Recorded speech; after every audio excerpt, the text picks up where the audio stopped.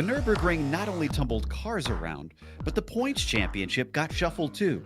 Millward's 2 wins have allowed him to climb up to the top despite a less than stellar finish at the ring. But now he must keep one eye on the mirror because even though Vascolampi lacks a victory, he has yet to finish outside of the top 5. Will that consistency help him out here today? We'll find out soon as we get ready to watch round 9 of the Lotus 79 Sunday Grand Prix Series. And you'll see it all live here on the Global SimRacing Channel. Hi, I'm Joe Peak, and with me in the booth is Peter Mackay. Behind the scenes is our director, Sean Crackers Ambrose, and he's using cameras provided by Dougie Beard. Today's race takes place at the ever-punishing Circuit Gilles Villeneuve. It's easy to chatter away about how tough it is to be fast here, but perhaps it's best to simply show you what we mean by heading to our track guide.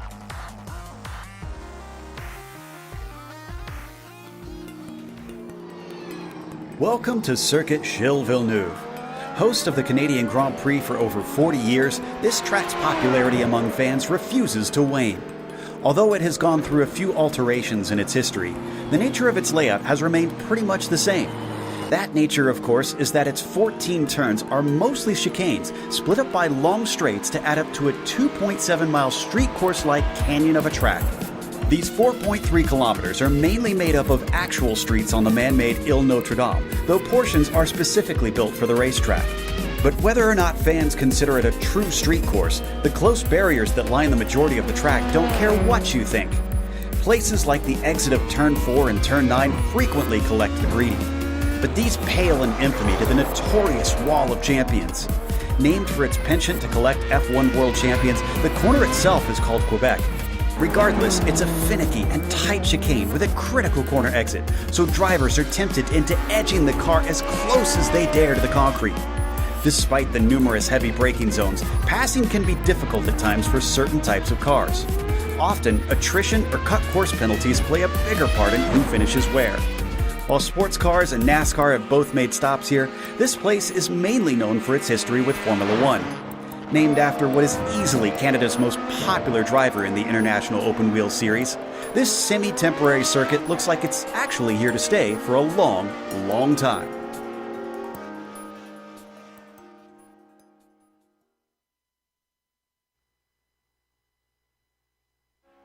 There you see a little bit about Circuit Gilles Villeneuve, but Peter, I know you're always chock full of facts, so why don't you fill us in a little bit more about this place?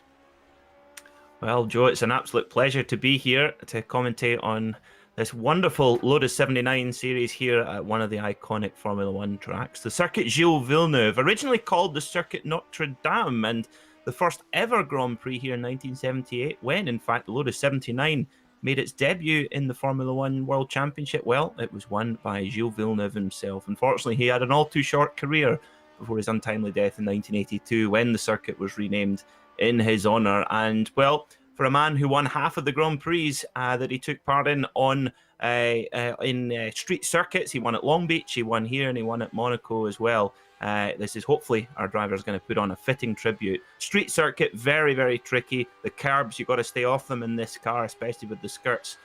2.71 miles here, right in the city centre of beautiful Montreal. I think we're going to be in for a real treat here today with these drivers in the Lotus 79 series.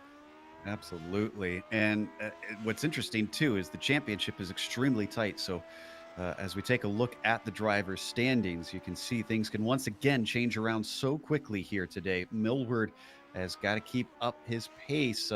Vascolampi, as I mentioned, still looking for a win, but still second in the points just through consistency. Simone missed out 2 weeks in a row, so he is unfortunately falling down into third by this point from first last round. Baumann also missed out last week, and then Baumann had a poor result last week, and Gernot Friesche did not take part in the race at the Nürburgring. So if drivers show up today, and I can tell you that Friesche is here, things could look very differently very soon. Now, we have a team's championship as well, and Peter, I believe you've got the update on that.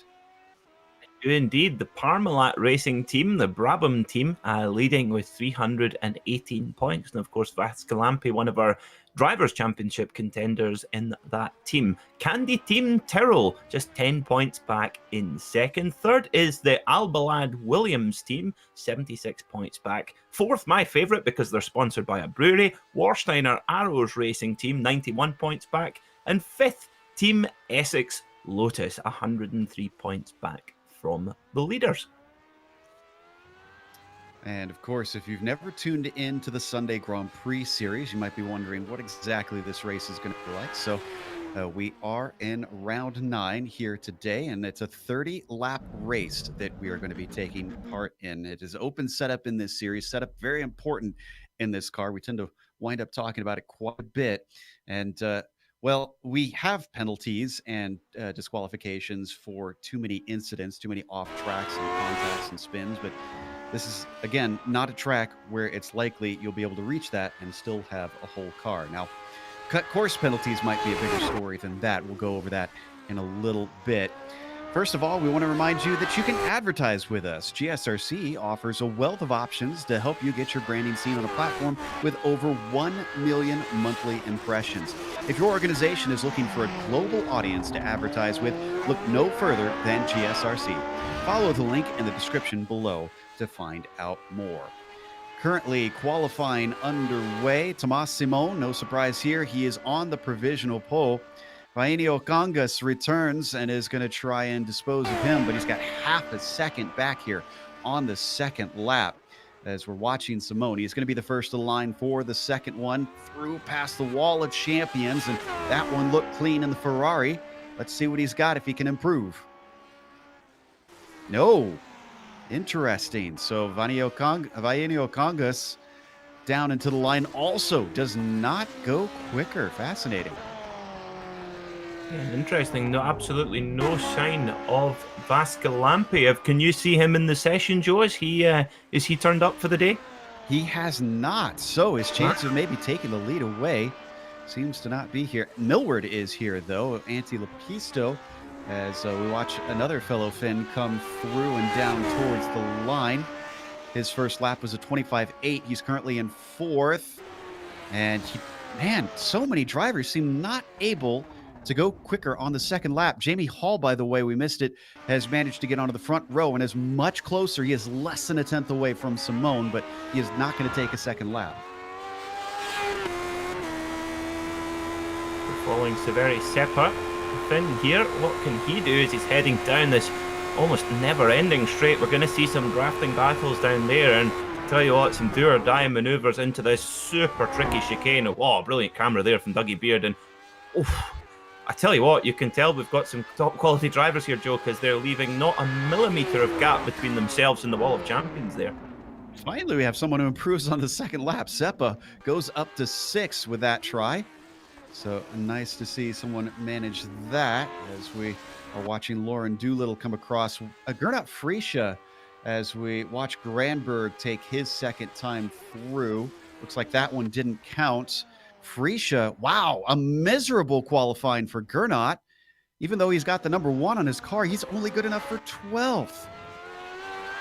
A lot of big surprises here in qualifying in this race here at Circuit Gilles Villeneuve, and with this street circuit layout, track position is very, very hard earned here, and well, although you can get the draft coming up to the final chicane, making that move stick is going to be tricky. So for Alex Millward, well, this is going to be one of the most important laps of the season. Currently sitting in third right now, but can he improve on that second lap? He's slowing.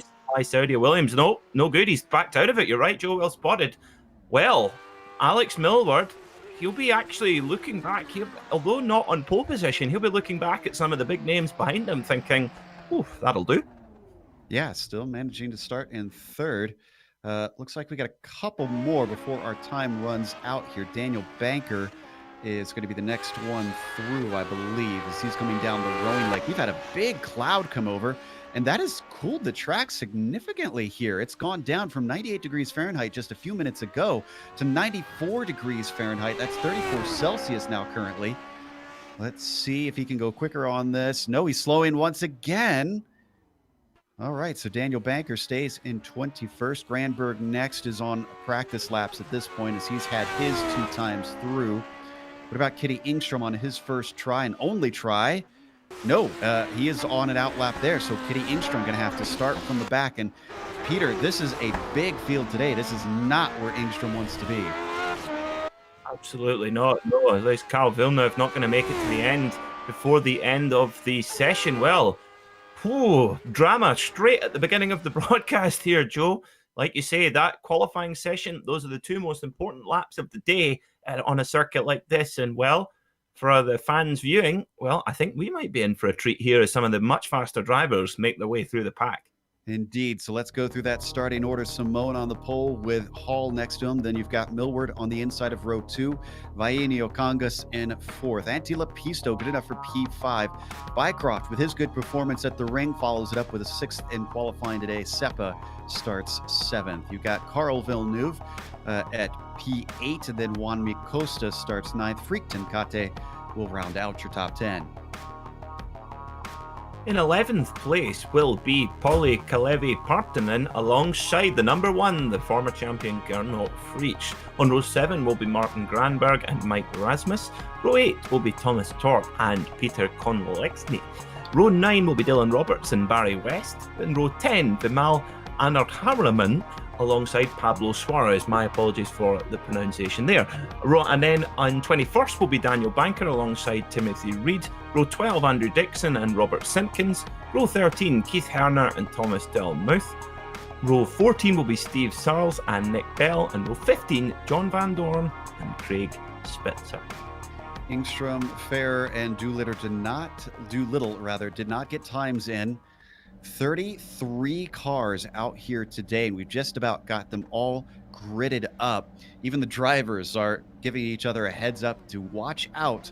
This first lap tends to be pretty chaotic, even in the real world with professionals, let alone a big field in what is one of the more difficult cars to drive here in iRacing, or at least drive on the limit, I should say. As the engines start to rev, the lights come up, green flag is out. Simone has a decent start, but it's a great start from Millward there in 3rd place. He might be able to snatch 2nd away from his teammate, Jamie Hall. They're going to go side by side, but Hall rebuffs him. He goes way outside, 3 wide, and that is going to be Lepisto and Vainio Congas who slip through. Oh, that is a horrible, horrible opening section to get through. You just hope you don't. Oh, there's one of the. Oh my goodness me, that was a big one. One of the cars getting flown off into the side of the barrier there. I didn't quite catch who that was, Joe. Did you? It was Bycroft, and a lot of people got caught up, unfortunately, coming to a complete halt into turn 3, having to try and avoid making contact there. That could have been a lot worse, but still a number of cars find themselves with damage as we see the battle for 3rd. Oh, almost coming to blows between Lepisto and Etu. They managed to get away with that, but they're losing time. Behind them, Alex Millward being held up and watching the top 2 get farther and farther away. Come round through the Lepingle hairpin, very, very tight, probably down to bottom gear in these Lotus 79s, and then back on the gas. And we'll talk about setup, Joe. Is such a compromise here because you want a car that can be quick down this straight. A lot of other parts of the circuit where you need the stability. So this is going to be fascinating to watch how our drivers have set their cars up for this race. A2 goes around the long way down into the final chicane, and he is going to take 3rd away from Antti Lepisto. Still Millward is stuck behind them. That's our leader up at the front in the Ferrari. Tomas Simone has a gap of a 1.5 seconds on the first lap. Millward is on the charge, though, and a little bit of ghost contact sends Lepisto around. Such a bottleneck there at the opening, the Ayrton Senna chicane there. It's such a tricky area to get past. Antti Lepisto getting turned around there. He'll have all that hard work to do to get back through the field. It's going to be, I think, Joe, it's going to be a race of attrition. I get that feeling. It's certainly looking like that. He falls to 23rd with that. So that means Vainio Congas is now in 3rd place. And Millward is in P4. Carl Villeneuve gets promoted up to P5. He's dealing with a little bit of a train starting to form, which is, I guess, appropriate for Villeneuve if you think back to years prior And Freakton Kate, who we're on board with now, is trying to challenge a little bit wide. There goes Villeneuve. And he's going to have to try and power his way out of Lepangle. He gets good traction. Slipstream's going to help Freak as they start to pick up speed. Yep, Freakton Kate drafting past. Never thought you'd say this. Drafting past the Villeneuve in a bright red Ferrari. Isn't that a cool thing to say as we head down to the final chicane? Freakton Kate late on the brakes and makes it stick there. That's a really tricky hairpin, chicane there. So that's very, very hard there not to get the car unsettled, but he's able to get it past. Fastest lap of the race so far from Jamie Hall, 1 minute 26.695. That is suitably rapid. But for Alex Milward in fourth, he'll be very happy with this, getting out of trouble in the first couple of laps and look to scoring a big bag of points here if he can stay where he is. Tenkate now at the lead of the train that, my goodness, it goes way back, I think past 20th place here. Just a ton of cars all stacked up amongst each other. Villeneuve loses it, and he stays out of the wall. It was very close. The car can keep moving, but oh boy, that lost him all those positions I was just talking about were stacked up behind him. Looks like his nose is okay. I think he's just avoided contact with the wall. Even the slightest tap can really make a big difference. But back to the front then we go, and well, it's all happening here in the Lotus 79 Grand Prix series. Looking at the number 8 of Severi Seppa in the Ligier machine. Beautiful colour scheme there as well, with Jaime Costa up ahead. Indeed, eventful here at Circuit Gilles Villeneuve. Down into the last chicane, Seppa just ahead of Costa. Nobody really able to get close enough to make an attack this time. Are we finally kind of settling in to a little bit of a rhythm here? Freakton Kate certainly isn't enjoying the clean air as he is streaking away from this group. It would be good news for him. As we take another glance at Simone, and he is about 1.4 seconds ahead of Hall. Now, that means Hall has gained a couple tenths since that first lap, so he might have a little bit better pace here today. We're going to ride on board with Jamie, watching to see how his car is handling. Let's keep the cameras here, but just a heads up, A2 and Milward are only half a second apart for third. Yeah, now for Alex Milward, he'll get up onto the podium and get some good points with his teammate Jamie Hall in the other Williams car up ahead, chasing down Simone as we head down into the hairpin. And look at the speed that Hall's able to carry around there. Very impressive indeed. Such a tight corner. You can see how much he had to crank the wheel to get through there.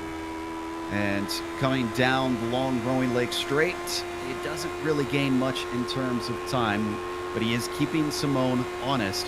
And we know that Simone is certainly prone to mistakes of his own as he handed away the victory early on at the ring. We jump back now to third place. Vaini Okongas with a better run past the wall of champions, extends it now to 0.8 of a second over Alex Milward. Yeah, but Milward's right there. You see that distinctive pink helmet there popping out the top of his Lotus 79, and yeah, he's just making himself visible. It's a long race here at Circuit Gilles Villeneuve. It's so busy for the drivers all the time, and of course with the street circuit layout, there is absolutely no room for error. You cannot afford to stray off track at all, because there will be an ankle barrier waiting to end your race. So for Alex Milward, you've got to think that he's got one eye on Vaini Okongas and one eye on the championship prize, because right now he's looking quite good with his championship rivals nowhere in sight.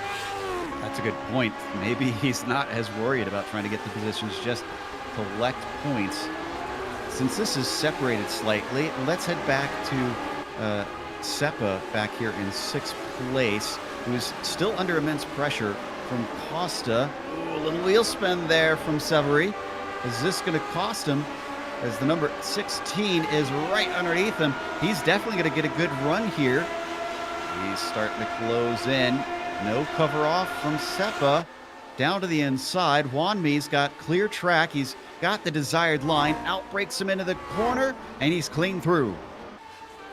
Just an update on Gernot Frisch. He's up to 9th place. You'll see him just at the back of shot there in the Team Essex Lotus. So he's making moves forward, and we know we've talked about it in previous broadcasts. When you see Gernot Frisch in your mirrors, well, it just the part of your heart just sinks because you know that he's going to charge up there. But yeah, we're fascinating to see how much number one, the Austrian, can make his way up the field here. Simone leading away confidently right now. Yeah, we've hopped on board with him just to see if we could pick up a few tips here. He is sawing away a little bit at the wheel, though, it looks like. Not as smooth as we've come to know in the past with him. Number one, sitting in 9th place, has still got some work to do, having climbed up 3 positions since the start. Worth noting that in spite of all the drama we had at the start of this race, we only have 1 retirement of a 33-car field, Peter. That's actually pretty impressive at a street course. That's very impressive indeed, particularly that fast repairs are not available in this series. So if you go to pit lane with damage, and of course with the type of car, these are very fragile, of course, single-seater cars. Often when you get back to pit lane, you're told, sorry, too badly damaged, your day's over. So yes, that is quite extraordinary, and I think that's testament to the depth of field that we have here every week in the Lotus 79 Grand Prix series. I have to say, one of my favourite series to commentate on, just because I just marvel at the sheer pace of these drivers, and that's as I say a lot on the broadcasts.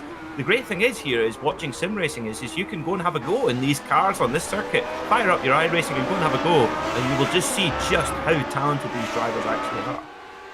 Don't need to go to it, but an update. Thomas Torp self-spun and lost a lot of positions. He's down to 24th. That happened in Lapingle.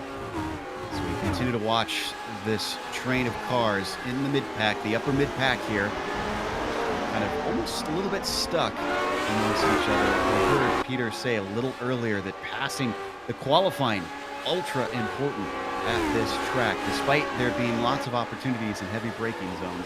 This seems to always provide difficulty for the drivers. This is Seppa on your screen in the Ligier, being followed by now Partanen as his fellow Finn. Gernot Frisch trying to close down.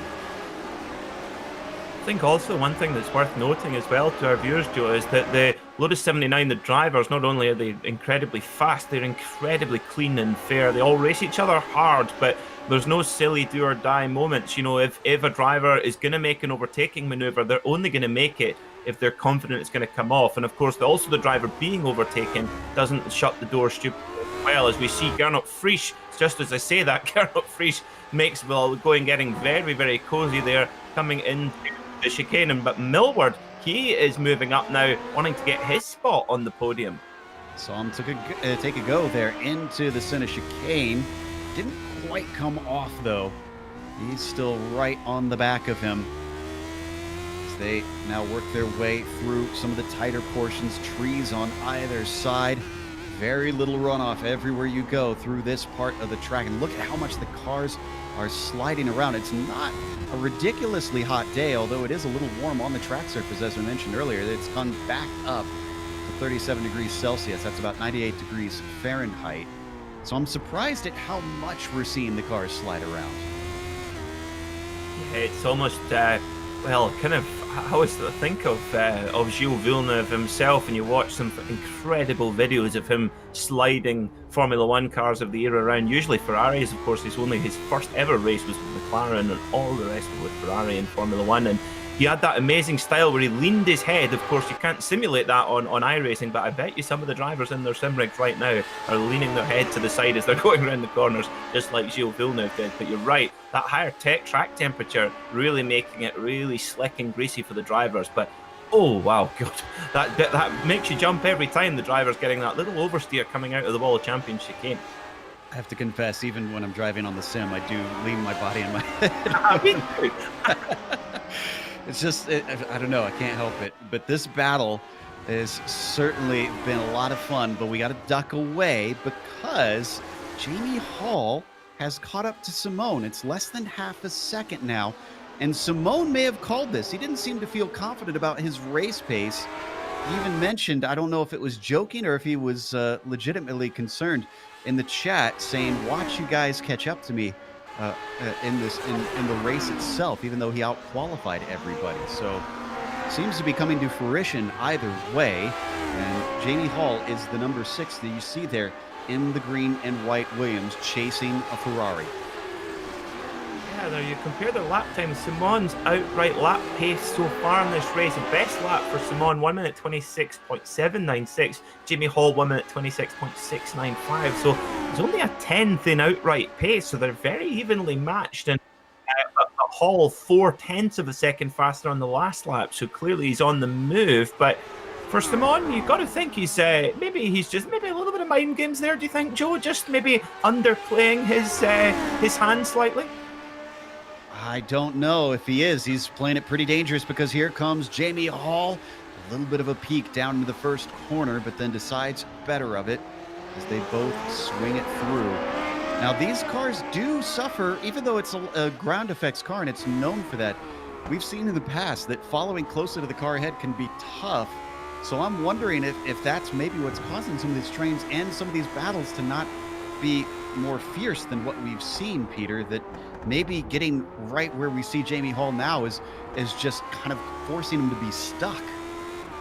Yeah, absolutely, and I think that Thomas Simon, he might not feel like he's got absolutely the outright best pace, but he's got 98 or 99% of it, and around this track layout, that can be enough as long as he can protect from the draft going down that back straight. It's so narrow here at Circuit Gilles Villeneuve, you're really relying on a mistake from the driver, and as we know, well, mistakes at this level are few and far between, so it's going to be an intriguing little kind of, almost like a little boxing match here where they're sizing one another up. And remember, we've got 20 laps to go, and that is 20 laps of perfect driving around here is quite the challenge. Looks like he fell off a little bit. He closes in. About a lap ago at this very spot, Millward managed to finally get by A2 for third place. We've got the replay. This was one that was a long time coming. This is exactly what you were talking about, Peter. Protecting from this move here. He's got the slipstream. And once he gets that inside, there he goes. Yeah, but you see there, he's given room, but only the absolute minimum of room. But do you know what? 9 times out of 10, sometimes at a lower level, you'll see an accident there, and that is just exactly what we were talking about. Just how good the standard of driving and the respect shown by each driver as well. Very, very good from both guys there, I would say. Absolutely. So with the difficulty passing here, if we could pull up our graphic showing who's gained and who's lost, because one driver, a couple drivers actually that have had pretty good days trying to slip by everybody is Suarez in 13th. He's up 7 positions. And then a similar amount for Timothy Reed from 22nd to 15th. Those two drivers have been on a bit of a charge. Both of them did qualify as well, so this is legitimate climbs. Oh, and Timothy Reed just had a problem himself, so commentator's curse.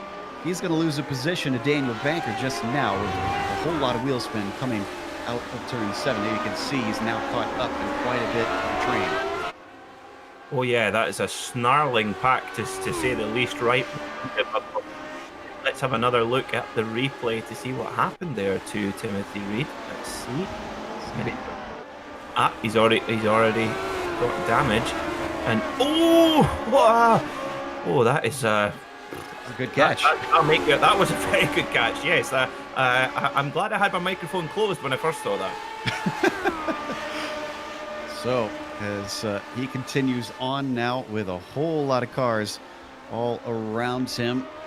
Again, that was Banker who slipped by. Oh, and that was a horrible exit coming out of the wall of champions. Carl Villeneuve, who we know lost a lot, he's going to be able to get by easily. And I think Reed lifted to let him through, knowing that Carl is a quicker driver. So back up to the front once again. Jamie Hall still stuck behind the wing of Thomas Simon. He's keeping them honest, though.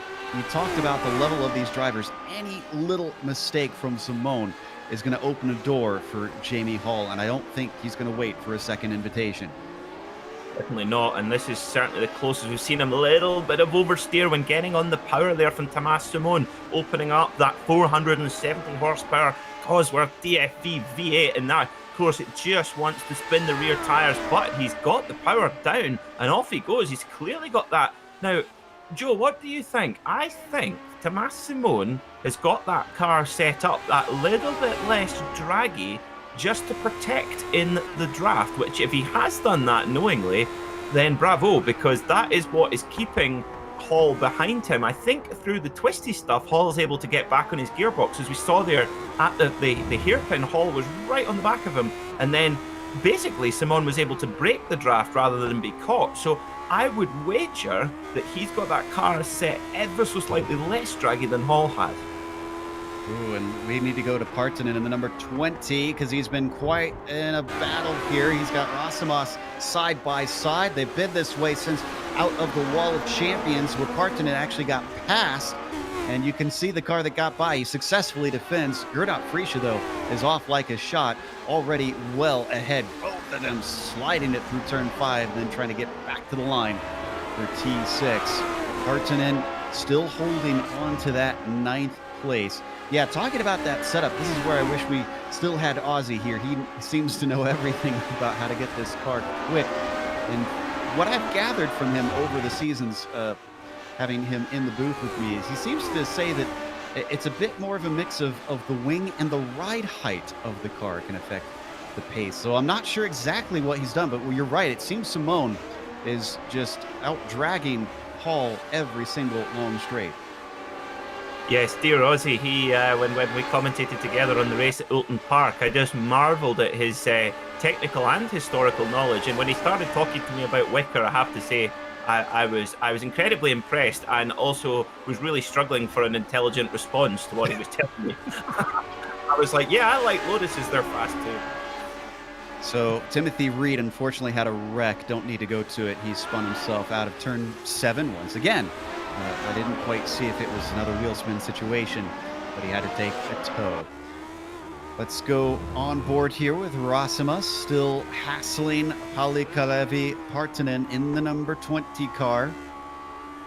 He's up 2 spots from where he qualified is Partonen. Rasimas up 3 positions, rather, I should say. He started in 13th. He's up to 10th right now, looking for one more.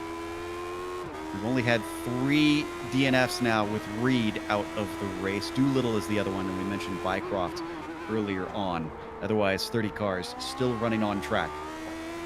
Interesting, the gap at the front has gone over a second for the first time in a little while, with Simón about 0.2 of a second quicker than Jamie Hall, but Jamie Hall still lapping in the mid 1 minute 27s, which is pretty quick when you consider Gernot Friesche's last lap was a 1 minute 28.1, so that gives you an idea just how quickly they're going at the front. So impressive stuff here. Speaking of the Austrian, goes to the outside, heading down into the Wall of Champions. Is he going to make it?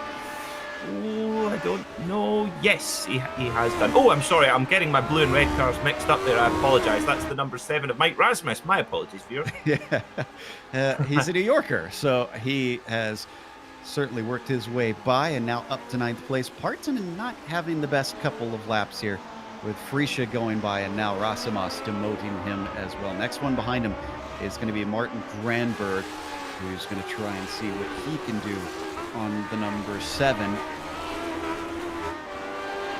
Let's go a little bit farther back. Daniel Banker's been in some fun before. Now he's got Roberts with him.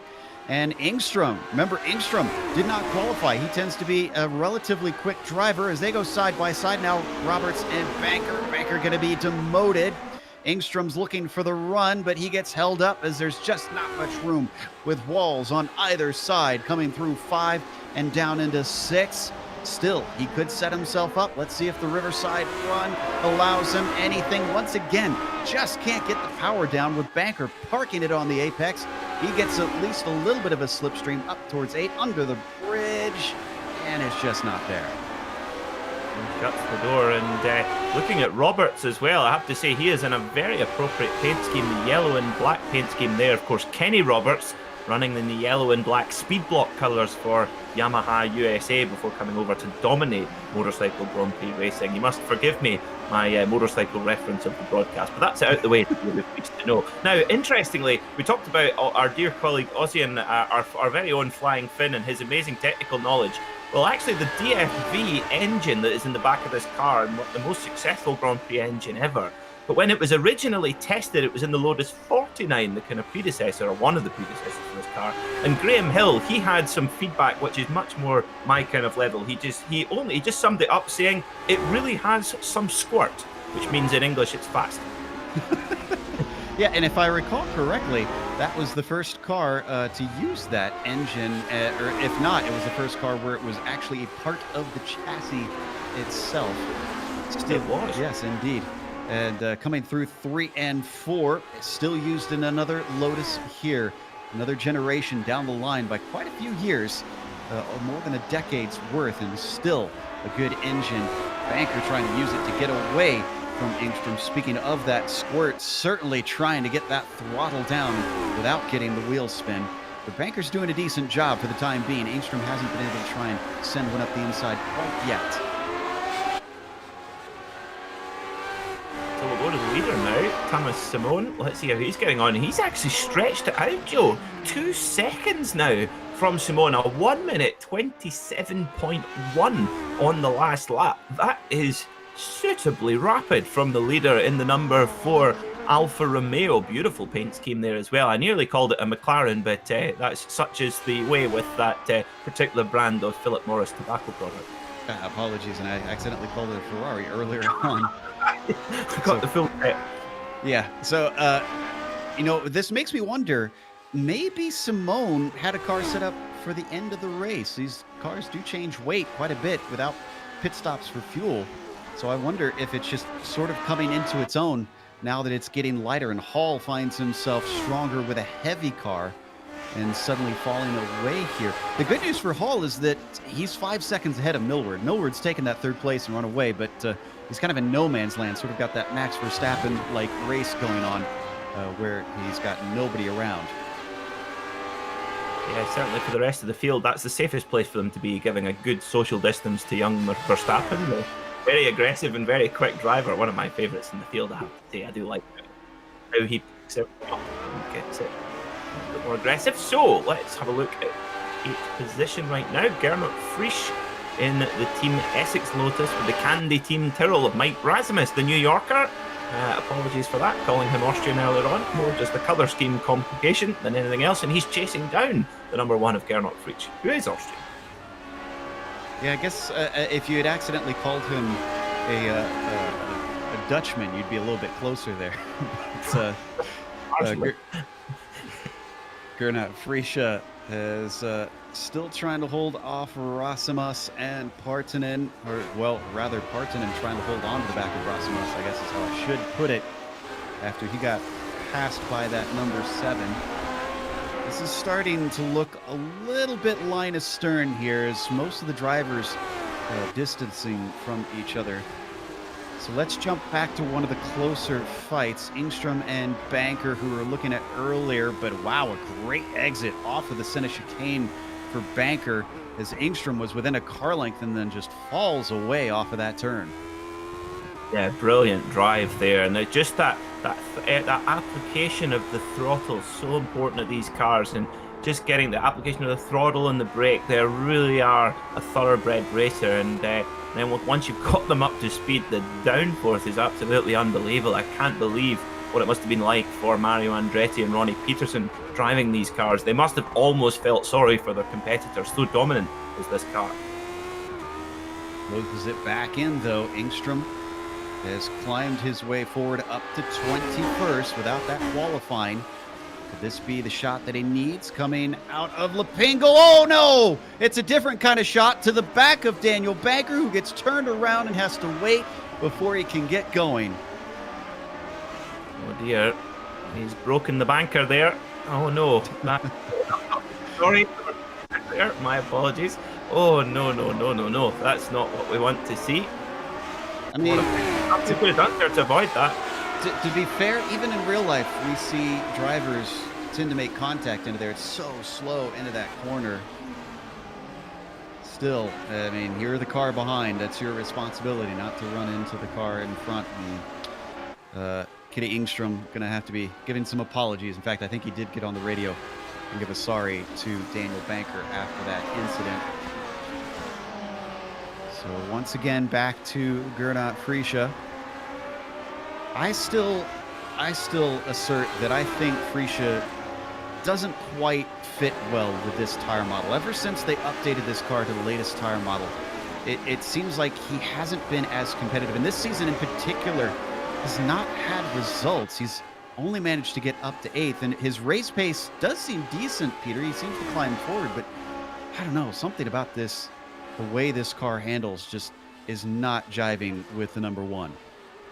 No, it is amazing just how it can really upset. We see it in the real world where a new tire compound comes in, even if it's the same constructor of tire. It's amazing how much of a difference it can make in the real world. In the sim, it's no different. And yeah, for someone like Gernot Frische, if it's putting him off, you can see how much of a difference it makes. I have to remember back to a battle that he had with Teemu Vaskalampi at VIR. I think that might have actually been last season. Forgive me if I'm getting confused there, but I remember that was my first Lotus 79 race commentating, and I was just marveling for days afterwards at just the sheer quality of driving, the battle, the closeness, and around VIR with these cars. Well, it was just, it's heaven on earth. Nobody seems to like talking about tires too much, and I can understand, but the thing that humbles me always is the reminder that that is the only thing that's touching the ground, or should be touching the ground on the car. So it is an all-important piece of the car, as much as we want it to be maybe more about setup, or ultimately more to the driver, how the driver handles that tire, and the way it interacts with the track is what it all comes down to. As these three close up with each other, Rasimas, who we're on board with, got awful close to the back, the gearbox of Frische, couldn't quite get the launch off, and neither could Partanen behind them. We can't see it in the mirrors, but he falls back significantly here on the rowing lake.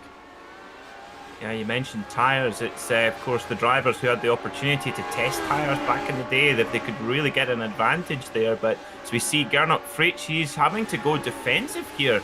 Clearly, the tires not giving him the grip that he needs to deploy the pace that we all know he is capable of, having to hold off the advances of Mike Rasmus there as they come past some lap traffic. There's a funny story about tyre testing it from the World Rally Championship. A big hero of mine, the late Colin McRae, he despised going tyre testing. He found it boring. He wanted to just race. And he says, why don't we roll them down the hill, and the one at the bottom will just say that's the fastest. I'm not sure that's how the science of it works, but I like the thought as they come out of turn 7, Gernot Frische with Rasimas. Man, he has been close these last half lap, and down into turn 8, still can't quite get the opportunity. Let's stay here, even though the lead is now down to about half a second, and keeping half an eye on that. If that starts to erupt, we'll jump over there. Another little look from Rasimas, now really making Frische think twice and keep an eye on his mirrors. Jamie Hall has taken 0.6 of a second out of Thomas Simon on that last lap, and that gap all of a sudden is yo-yoed back down to just 0.4 of a second. So it's game on back at the front. So whatever that little period where Jamie Hall was just a little bit, maybe just dropping off the pace slightly, he's come right back again. So all of a sudden, we're on at the front. Look at that. Yes, all of a sudden, Thomas Simon, he sees that green and white fly Saudi Arabia Airlines. He's probably thinking, if you overtake me, I'm never flying Saudi Arabia Airlines ever again, because Thomas Simon has defended this lead so well so far. But Jamie Hall, he's wanting to have a challenge at it. And he needs this win. Millward's in third, don't forget. Simone's not going to get that many points over him with this first place finish. He's all that he can get. He's already taken the bonus for the 2 bonus points for the pole position. They have 2 bonus points for fastest lap. Now I have to look through and see if I can figure out who currently holds that one, but as they come off of the hairpin, a lot of wheel spin. Ooh, Hall starting to get a little bit greedy here, and that costs him. You can see visibly how much distance that cost him with that little mistake. Yeah, I tell you what, Thomas Simon's, his car has got some boogie down that back straight. He really gets out the hairpin well and then gets it to really drag along. And we've seen Simon have some big oversteer moments coming out of the turns. And I just get this feeling that he's got that car just trimmed out slightly more. than the others, and that's giving him an ever so slight disadvantage in the twisty sections, but crucially allowing him to defend at the most important point. And when we come to the last lap, when it comes to a dogfight, that could be really important. But of course, he's got to be really on top of this car, because with that lower downforce, if it snaps on him, it's going to bite hard. So I went and answered my question by looking through the time and in scoring, and as soon as I did that, Alex Millward stole the fastest lap from Jamie Hall. So that's really bad news for Simone. I was going to say that there was good news, bad news before, where Simone did not have the fastest lap, but Hall had it, so that meant that Millward did not. But now Alex is the quickest driver out there, 2 bonus points to keep himself ahead of Thomas Simone in the points championship. And it is towards the end of the season here, so it is going to be all important. Those few little points here and there could decide who runs away with the championship. Yeah, Alex Millward, and you've got to think he's been managing his gaps. He's not had much pressure behind, not much pressure ahead of him. And I suspect that he's been able to keep his tyre life as well. It's very important you say that, Joe, with that bonus points for the fastest lap. He's been able to keep his tyres in good condition early in the race when the tank is full. I mean, these cars, they burn petrol at an unbelievable rate. When you've got when you've got the full tank, it's almost impossible to set that fast lap. Now that the tanks are emptying, he's still got some tyres to be able to set some big laps. So yeah, and might have played this strategy really well, because 3.8 seconds, he could make this up in the remaining laps for sure. Steve Sarles off to the side of the track that you saw. It's just a lapped car, but Hall is back up within 0.2 of a second. More clouds overhead here at Circuit Gilles Villeneuve. Boy, he's sliding it close to the wall. Jamie Hall still attempting to see if he can get this one away from Thomas Simone. He is only a car length back. Look at this. He has got to really be feeling the effects here. He's been poking and prodding. Nothing really allowing him to get side by side yet with our leader. Once again, showing himself in the mirrors here into Lapingle. Is he going to try and square the exit off? He tries it, but it doesn't look like it is there. Tell you what, it looks like Simone's got 4-wheel drive coming out of that hairpin. He doesn't, of course, that was a joke, but just the traction he's got, whatever he's doing or however he's getting around that hairpin, he really gets that boogie out of the hairpin, and that is just not allowing Hall to get close enough. So I suspect that Hall, if he wants to make the move, he's actually going to have to make it somewhere else on the circuit, because I don't see that move being on heading into the World Champion chicane. You were right to point out that we've seen in seasons past these cars tend to get faster and faster as that fuel goes down. The tires do hold on. Up ahead of them, we've got lap traffic. Barry West. Now, the experienced drivers in this series have know exactly how to handle these situations, and West has been around for a lot of years here, so I expect, indeed, there he goes. He pulls off to the right side. I think he's going to let them through. There he goes. He lifts. He does not want to interrupt the fight for the lead as they stream by. Well done, bravo. We see it all too often where lap traffic doesn't follow that discipline in its spot. Brilliant up there from all drivers. So, 6 to go here at Montreal. Barry West, he's there. He's gone back 7 positions, unfortunately. Not his ideal run today. I'll tell you what, though, he's at least going to finish with a good time, because he's going to get to watch from the front row seat that battle for the lead. So we once again take a look at Thomas Simone and Jamie Hall. It's going to be 5 to go this time. 2 very different lines. I've been noticing this every time they come through Quebec. The official name of that last chicane, and by the Wall of Champions, it seems like Simone sends it in deep on the first apex, but then he doesn't seem to lose out all that much out of the corner, which surprises me. I would have thought that taking it in too deep would hurt him on the exit. Yeah, so that final chicane, there's so many different ways to skin the cat there to get through, and well, all the while, Alex Millward, sound the fastest lap klaxon, because, well, Alex Millward, a 1:26.598. That is making my eyes water. That is so quick. And he's brought the to the leader 3.4 only 2.8 seconds to Jamie Hall. With 5 to go, he's on a real tear here, and well, you never know, it could be a feature when we get to the final lap. 2.5 seconds up to the leaders means that if these two start fighting, or if they catch traffic in a bad place, this could be a three-way fight for the victory. Millward would love that to wrap up his third of the season. We've got 4 on the board for Tomas Simon, and he has only lost on track twice so far this season. Once at Watkins Glen, and the other time last round at the ring when he wrecked out in the first lap. Well, he spun out, I should say, in the first lap, and then wrecked out later on trying to climb his way through. 4 to go now as we come to the line. He's got to be getting sick of that green and white blotch in his mirror, continuing to hassle him. Look at how good he is on the brakes down into turn 1. Very impressive indeed there from Simon. I tell you what, he's clearly the most modest man in the Lotus 79 series, because if he was saying, oh, I'm not sure if I've got the pace, well, it would appear he does. He's gone into a new dimension here in the race, qualified very well, and if you look at the kind of movers and shakers, all the guys who qualified well, funnily enough, they're up there in the big point scoring positions. Tell you what, I saw it on the screen. Could we get a replay of Hall exiting turn 4 here? Because that car was all sorts of sideways and inches from the wall. This is very much a Villeneuve-esque way of driving this car.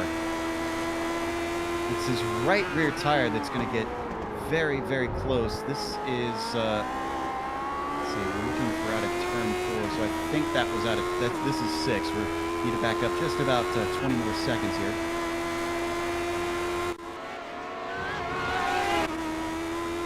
Yeah, here we're going to see it. Watch how sideways he gets and how close he gets to the wall. Oh, just holding on to it with the yaw cocked to the side. 0.5 of a second between the two of them with 3 laps to go. And Simone takes the fastest lap back from his rival Millward. Well, little wobble there coming out the Ayrton Senna chicane. That's going to maybe just grab his attention. And I can tell you with that moment there for Hall, Joe, I bet you his head was leaning at least a 45-degree angle in the sim rig there. Full Gilles Villeneuve style. And Millward is not happy with the lap traffic. He was cost a little bit of time. He had to slide through 1 and 2. He's now 3.3 seconds back. It's good news for the top 2 as they have a little bit less to worry about. We're coming to the penultimate lap soon. They put another lap down on Delmuth as well in 23rd position.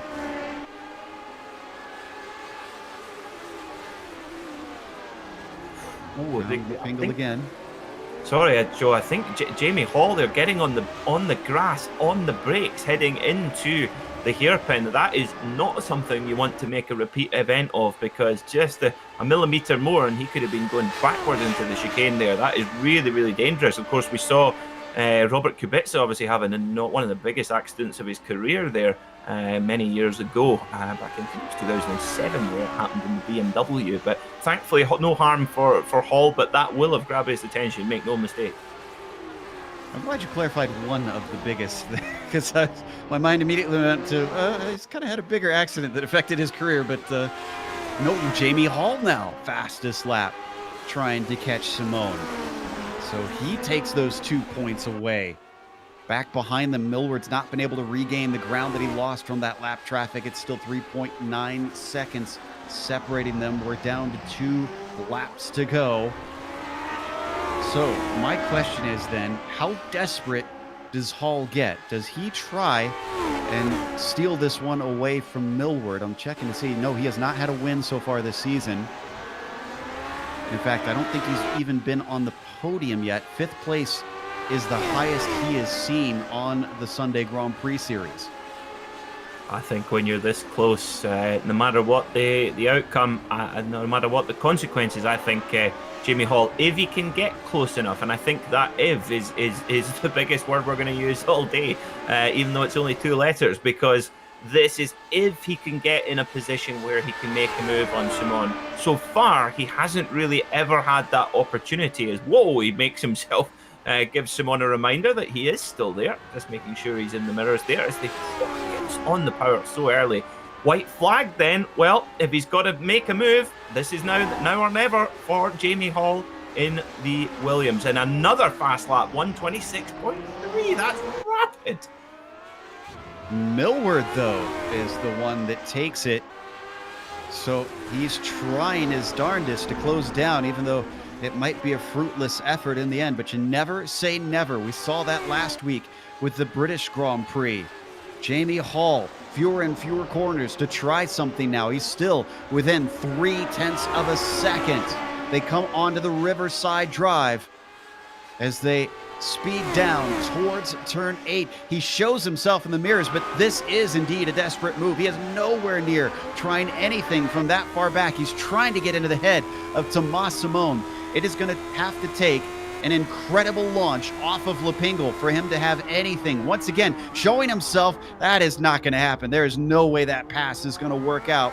What can he get? Tires squealing under power as he tries to run off of Lepingle. He is just a little bit too far back. All Simone has to do is be clean through the final chicane, and he's got his 5th win wrapped up this season. Another little weave from Jamie Hall sends it in incredibly deep, but it doesn't do anything for him. Tomas Simon, the victory here today in Canada. What a beautiful drive. And we look back to a little bit further down the pack, and goodness me, Joe, look at this gaggle here. We've got Sepper, Rasmus, Prix, Martinen, all they go 3 wide heading down into the wall of champions. This can't fit, surely. Oh, but Frisch is going to try it. Oh, he outbreaks himself. Rasimus does. He is off course. A slowdown penalty at the end of the race is going to cost him. Frisch climbs his way up into 8th with that last-ditch effort. That one paid off for him. Oh, wow, what an exciting finish there. Let's take a brief break here on GSRC, and we'll be right back with race results.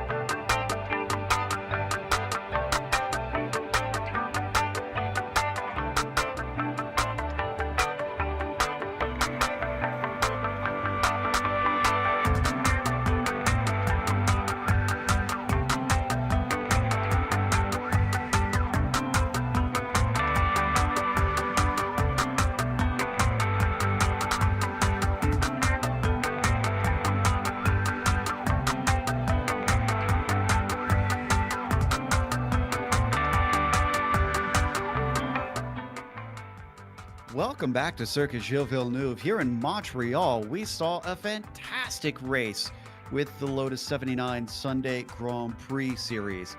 Tomas Simon held off Jamie Hall.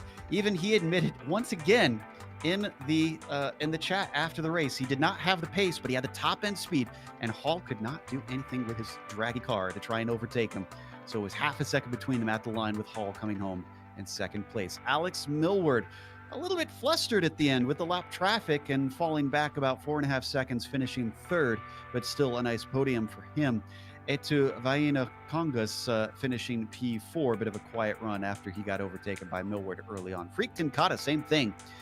Made it a critical overtake to get himself into 5th from 10th place, but just kind of sat there the rest of the race with Juan Micosta behind him, finishing P6. Severi Seppa was 7th today. Gernot Friesche, a last lap pass to get him into 8th, but still disappointment from a multi-time champion to be that far down the order.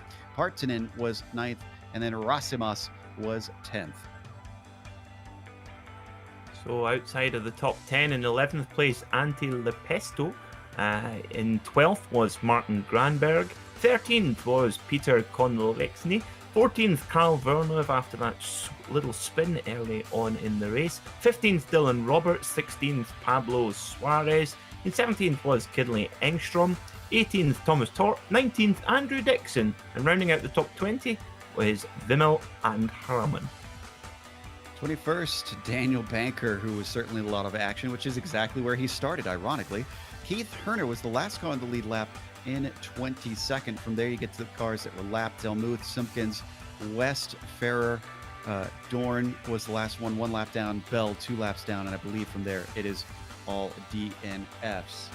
So we've got 3rd place ready to talk to us. Alex Millward came into this as the championship leader. I believe he still will be the championship leader on the way out with slightly reduced points. Alex, you managed a podium today. It seemed like a little bit of damage limitation as you were starting to gain towards the end. Did you have better pace than those top 2, or what's your assessment from your point of view? Hi guys. Yeah, well, I think I had, but I wouldn't say held up at the start.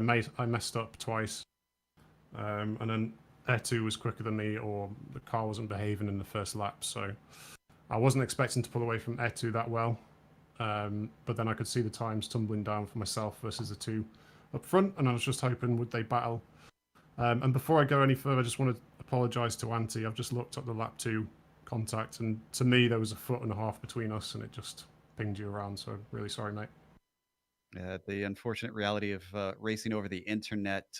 Yeah, that start looked good at first. It seemed like you had a lightning start off the line. I mean, tell us about that. Have you figured out a little trick, or was that just a little bit more luck today? No, I've been practicing on that first gear. It's quite a longer gear, so it's quite an easy one to start with, as long as you trail on the clutch right. I actually dug in a bit, and I choked a little bit, but as soon as I got to turn 1, I just locked up. I saw Tamas coming across on the line, I locked up, and then I did my best not to take my teammate out, because I know he'd be there calling me every expletive under the sun at that moment. And I managed to just pull it out very wide left to let everyone go, and unfortunately I let P4 and P5 through as well, so that was kind of my day done. It's like Franchitti says, rule number 1 of racing, don't take out your teammate. Now, you did, as I said, I'm pretty sure that you are still ahead of Simone in the points after today, but there's very few rounds left in this season. Can you hold on to things? You've only got a mere 2 wins, if I'm seeing correctly on the stats. So it seems like you're in a good position, but it's also a little bit precarious. Yeah, I don't think so. Tamas was complaining all week that he didn't like this track. I think it's the first time he's ever actually raced this track, if I'm not mistaken. And he's just gone and won against 2 of us who have prepared. I thought we were very fast. And he's just gone and won the race with ease. So, well, not with ease, but, he's quite a special talent. It certainly seems to be. As looks like we don't have anybody else. Peter, I know you've been a little bit quiet in the background. Do you have any questions for Alex about his race? I just need some tips, I think. I would say every time I commentate on the Lotus 79 series, I'm always just flabbergasted with the quality. Alex, we mentioned it in the broadcast a number of times, just how much Simon had. It appeared his car seemed a little bit more trimmed out than others. How did you go for your balance on your car in this circuit? It's quite a tricky balance to find, I always find, on this particular track. Yeah, well, it's quite a hard track because you'd think it's low downforce, but then the high downforce really helps everywhere else. But racing at the top, you have to trim the car out, otherwise you're just going to be a sitting duck on that back straight. So, yeah, there's not really much you can go about it. You just have to set the car up to be trimmed and then hope the corners work. I shall get. I'm off to go and practice now to get my car set up now on this particular track. Thanks for that one, Alex. The best tip is hold your breath whenever you start driving, and then take a breath whenever you're done. Thank you. That was Alex Millward, who finished third, who has incredible breath control, I have to admit. But pro tips there with the UK&I driver getting a podium. So let's close out today with a thank you to the series for bringing us on for another season of coverage. But also, we want to remind you while you're watching, don't forget to advertise with us. GSRC offers a wealth of options to help you get your branding seen on a platform with over 1 million monthly impressions. If your organization is looking for a global audience to advertise with, look no further than GSRC. Follow the link in the description below to learn more. Thanks to the companies that provide the software and the hardware that we use to make our broadcast possible. They're listed here. And additional thanks go to June Lalonde, who provides our wonderful music. See the screen for how to get a hold of more of her great work. Thanks to the team today, Peter, Sean, and Dougie. If you'd like to find out more about GSRC, including upcoming races, you can find it at globalsimracingchannel.com. Also, check out our social media on Twitter, which is at GSR Channel. Our Facebook as well as Global SimRacing Channel. And Instagram is GSRC_Graham. We've got a merchandise store. It's linked in the description below. It's just gsrc.storenvy.com. And while you're down there, make sure and subscribe to our YouTube channel just by clicking the big red button that says subscribe. Our next race is going to be Summit Point. That is going to be tight for these cars. That'll be Sunday, August 16th at 12:30 p.m. Eastern. We also have upcoming races for other series listed on the screen, so check those out and mark them down on your calendar. In less than half an hour's time, we've got the ABL series, the Absolute Beginners League, going to Phillip Island, so make sure and check that out. But until next time, race clean, race hard. We'll see you on the track.